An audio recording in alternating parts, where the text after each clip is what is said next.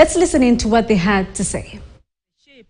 Of greater surveillance being conducted around our leaders' homes and offices, which are being surveyed by people in unmarked vehicles.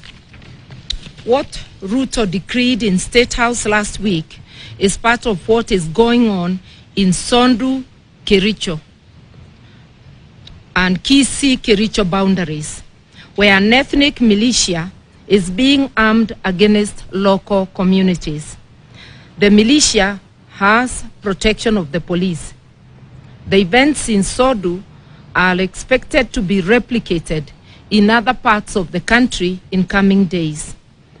We further take note that although Kenya is not at war, all police and other security officers have been recalled from leave to deal with protesters. The provisions of the Constitution on the right to protest notwithstanding, Ruto is at war, not just with Azimio, but with the entire Kenyan population, especially those who do not support him.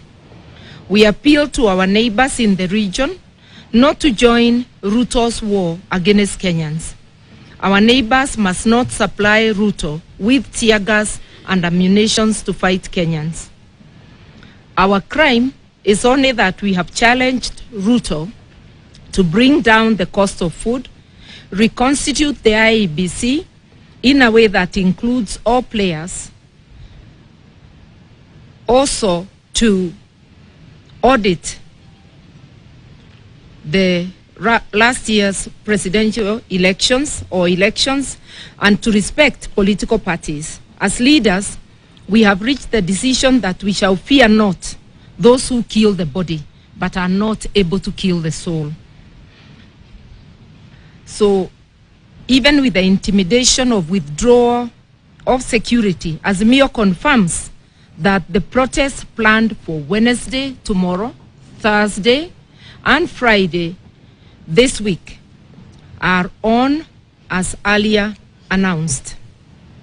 We appeal to the police to be professional, to resist being turned into a killer squad for hire by politicians and a regime suffering acute legitimacy deficit.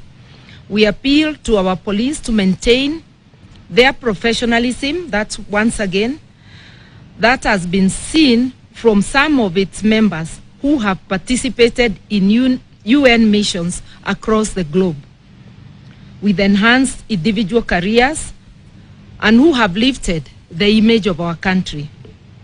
We appeal to them to resist being used to provide cover to tribal militia that kills people in the name of policing. A time comes when all the crimes will be answered for by everyone involved, including Ruto himself. They need to think and think again before committing these crimes against citizens. We remind Ruto and the entire police service that responsibility for protection of Kenya is not a shared duty.